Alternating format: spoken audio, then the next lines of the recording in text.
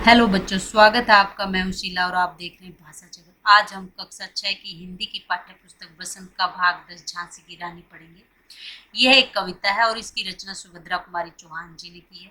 बच्चों, सुभद्रा जी का निधन बहुत छोटी आयु में हो गया था, परंतु उन्होंने छोटी आयु में बहुत अच्छी अच्छी रचनाएं की हैं और उनमें से एक है झांसी की रानी। इस कविता में उन्होंने महारानी लक्ष्मीबाई, जो झांसी की रानी थी, उनकी वीरता की व्याख्या की और बताया कि वो इतनी महान थी कि वो आजादी की लड़ाई में मर्दों की तरह से लड़ी। तो चलिए शुरू करते हैं। सिंहासन हिल उठे, राजवंशों ने भ्रुकुटी तानी थी, बूढ़े भारत में भी आए फिर से नई जवानी थी। गुमी हुई आजादी की कीमत सबने पहचानी थी, दूर फिरंगी को करने की सबने मन में ठानी। हमारे देश में पहले अंग्रेजों का राज था और उन्होंने हमारी जनता और राजाओं को इतना तंग कर लिया था, इतना दुखी कर दिया था कि क्रोध के मारे सिंहासन हिल उठे थे। मतलब राजा बहुत क्रोधित हो उठे थे और राजवंशों के यानी जो राजाओं के घरानों के माथे पर भ्रुकुटी तन गई थी। भ्रुकुटी का मतलब होता है कि माथे पर गुस्से से जो रेखाएं बन जाती हैं, यानी राजाओं की भ्रुकुटी तन गई थी, माथे पर बल पड़ गए थे गुस्से के कारण।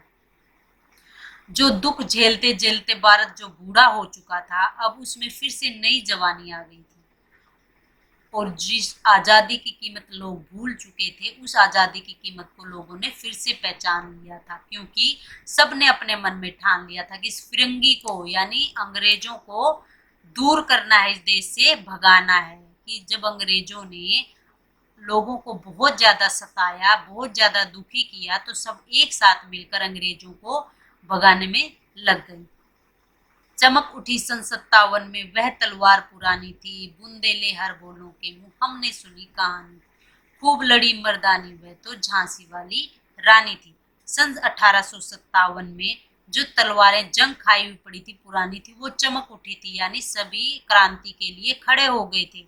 यह कहानी हमने बुंदेलखंड के हर हर बोलने वाले गवैयों के मुंह से सुनी है कि जो महारानी लक्ष्मीबाई थी, झांसी की रानी थी, वह मर्दों की तरह से खूब लड़ी थी, मतलब कि वो बहुत ही बहादुर थी। कानपुर के नाना की मुंह बोली बहन छबीली थी, लक्ष्मीबाई नाम पिता की वह संतान अकेली थी। नाना के संग पढ़ती थी वह, नाना के संग खेली थी, बर्छी ढाल कृपाण कटारी उसकी यही सहेली थी। अब इस पद में कवित्री ने लक्ष्मीबाई के बचपन के बारे में बताया। कानपुर के जो पेशवा थे नाना, वह लक्ष्मीबाई उनकी मुंह बोली बहन थी। उन्होंने अपने लक्ष्मीबाई को अपनी बहन मान रखा था और उनको वो छबीली कहते थे। लक्ष्मीबाई, परंतु उनका असली नाम लक्ष्मीबाई था और वो उनके पिता की इकलौती संतान थी, मतलब दूसरा कोई उनका बच्चा नहीं था। वह नाना के संग यानी अपने मुंह बोले भाई के संग ही पढ़ती थी, उन्हीं के संग खेलती थी और उनकी जो प्रिय सहेलियां थी, यानी कि उनकी सहेलियां कोई लड़कियां नहीं थी, उनकी सहेलियां बर्छी ढाल कृपाण कटारी यानी अस्त्र शस्त्र होते थे, उन्हें हथियारों से ही खेलने का शौक था। वीर शिवाजी की गाथाएं उनको याद जबानी थी, बुंदेले हर बोलों के मुंह हमने सुनी कहानी थी। खूब लड़ी मर्दानी वो तो झांसी वाली रानी थी। उन्हें वीर शिवाजी की कहानियां जबानी याद थी, क्योंकि वो वीर शिवाजी से बहुत ज्यादा प्रभावित थी। यह सब कहानियां हमने बुंदेलखंड के हर हर बोलने वालों के गवैयों के मुंह से सुनी है कि महारानी लक्ष्मीबाई, झांसी वाली रानी, वह मर्दों की तरह से क्रांति में कूद पड़ी थी, लड़ी थी। लक्ष्मी थी या दुर्गा थी, वह समय वीरता की अवतार, देख मराठे पुलकित होते उसकी तलवारों के वार।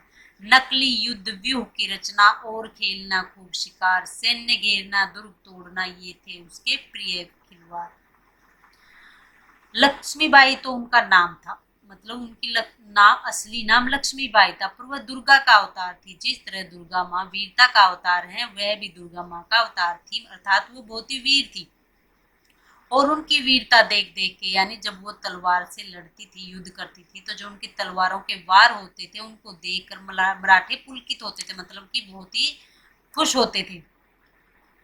उन्हें नकली युद्ध करना अपने सहपाठियों से या अपने दोस्तों के साथ या नाना के साथ, उन्हें नकली युद्ध का अभ्यास करना और व्यूह की रचना करना। व्यूह की रचना का अर्थ होता है कि शत्रु की सेना को घेरने के लिए, यानी शत्रु को घेरने के लिए गोल चक्र बनाना और शिकार करना, सेना को घेरना, दुर्ग तोड़ना, दुर्ग मतलब किला, किला तोड़ना, ये सब उनके प्रिय खेल थे। यानी उन्हें कोई सामान्य खेल पसंद नहीं था, उन्हें ये सब खेल पसंद थे कि नकली युद्ध करना, व्यूह की रचना करना, शिकार करना, किला तोड़ना और सैन्य घेरना, ये उनको बहुत पसंद थी। इन्हीं सब खेलों के साथ वो खेलती थी। महाराष्ट्र कुलदेवी उसकी भी आराध्य भवानी थी, बुंदेले हर बोलों के मुंह हमने सुनी कहानी थी, खूब लड़ी मर्दानी वो तो झांसी वाली रानी। महाराष्ट्र की कुलदेवी है माँ भवानी और वह उनकी भी आराध्य थी। आराध्य का मतलब होता पूजा, जिनकी आराधना करते हैं, यानी महारानी लक्ष्मीबाई माँ भवानी की पूजा करती है। और ये सब कहानियां हमने बुंदेलखंड के हर हर बोलने वाले गवैयों के मुंह से सुनी है कि महारानी लक्ष्मीबाई मर्दों की तरह खूब लड़ी थी। हुई वीरता की वैभव के साथ सगाई झांसी में, ब्याह हुआ रानी बनाई लक्ष्मीबाई झांसी में, राजमहल में बजी बधाई, खुशियां छाई झांसी में, सुबट बुंदेलों की वीरदावली सी वह आई झांसी में। महारानी लक्ष्मीबाई का विवाह राजा गंगाधर के साथ हो गया, यानी महारानी लक्ष्मीबाई वीरता का प्रतीक है और राजा गंगाधर वैभव का।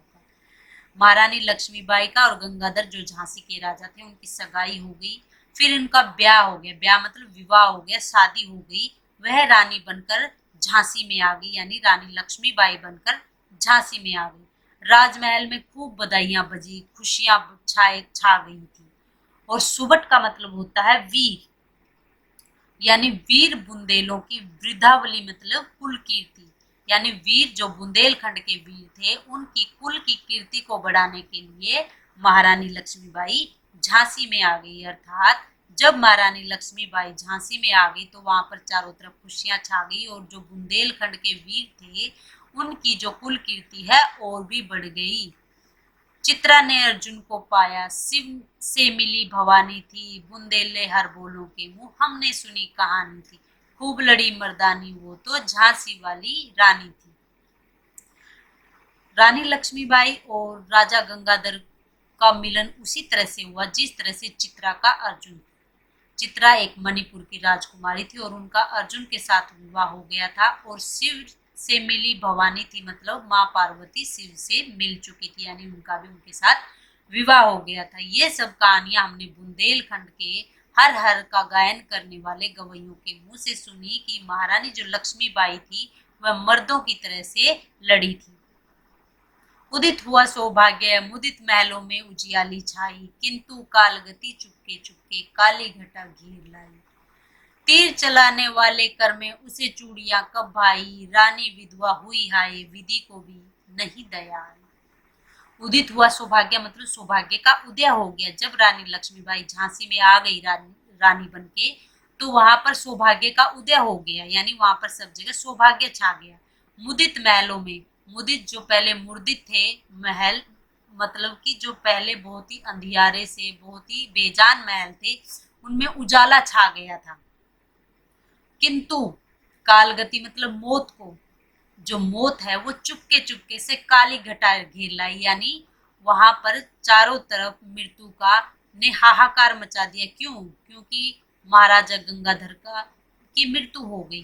तीर चलाने वाले कर में, कर का मतलब था हाथ, उसे चूड़ियां कब भाई, यानी मृत्यु को जो तीर चलाने वाले हाथ थे उसको चूड़ियां पसंद नहीं आई, क्योंकि उन्होंने महारानी लक्ष्मीबाई से उनके सुहाग को छीन लिया। रानी विधवा हो गई, हाय विधि को भी दया नहीं, विधि मतलब भाग्य है, भाग्य को भी महारानी लक्ष्मीबाई पर दया नहीं आई। अर्थात कि जहां पर सौभाग्य छा गया था, जिन अंधियारे महलों में उजाला छा गया था, वहां पर मृत्यु ने अपने पैर पसार लिए और महाराज गंगाधर को अपने साथ ले गई। और जो लक्ष्मीबाई के तीर चलाने वाले हाथों में चूड़ियां पहनी हुई थी वो भी भाग्य को पसंद नहीं आई और महारानी लक्ष्मीबाई विधवा हो गई और भाग्य को उन पर बिल्कुल भी दया नहीं आई। निसंतान मरे राजा जी, रानी शोक समानी थी, बुंदेले हर बोलों के मुंह हमने सुनी कहानी थी, खूब लड़ी मर्दानी वो तो झांसी वाली रानी थी। राजा गंगाधर निसंतान मर गए, अर्थात उनकी कोई संतान नहीं थी। इस बात से एक तो उनका पति मर गया और ना ही उनकी कोई संतान थी, तो रानी लक्ष्मीबाई शोक में मतलब शोकग्रस्त हो गई, शोक में समा गई, शोकाकुल हो गई। और यह सब कहानी हमने बुंदेलखंड के हर हर गानों वालों के गवैयों के मुंह से सुनी कि महारानी लक्ष्मीबाई झांसी की रानी मर्दों की तरह से खूब लड़ी थी।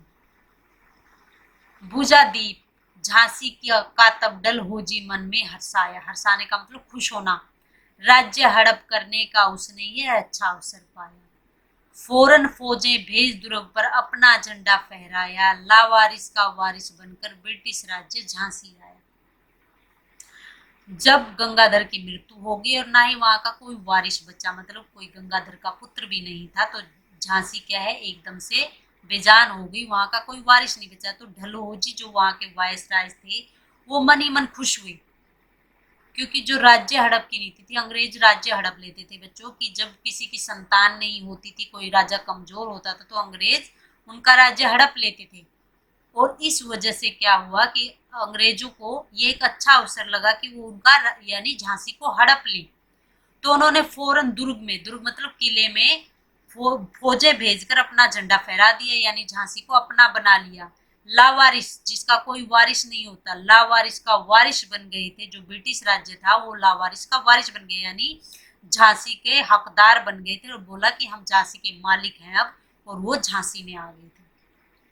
अश्रुपूर्ण रानी ने देखा, अश्रुपूर्ण मतलब जिनकी आंखों से आंसू बह रहे थे, आंसुओं से पूर्ण झांसी हुई वीरानी थी, वीरानी का मतलब कि जिस वीरान हो गई थी, जिसका कोई मालिक नहीं था। तो रानी ने देखा, वो आंसुओं से भरी हुई आंखों से रानी ने देखा कि झांसी अब वीरान हो गई है, झांसी अभी बिल्कुल ही दुखी हो गई है। बुंदेले हर बोलों के मुंह, हमने सुनी कहानी थी, खूब लड़ी मर्दानी वो तो झांसी वाली रानी थी। और यह सब कहानी हमने बुंदेलखंड के हर हर गाने वालों गवैयों के मुंह से सुनी है कि महारानी लक्ष्मीबाई खूब लड़ी थी। बच्चों अगर मैं आज पूरी कविता करवाऊंगी तो ये बड़ी हो जाएगी, इसलिए आज हम इतना ही करते हैं और अगले पार्ट में फिर हम आगे की कविता करेंगे। धन्यवाद।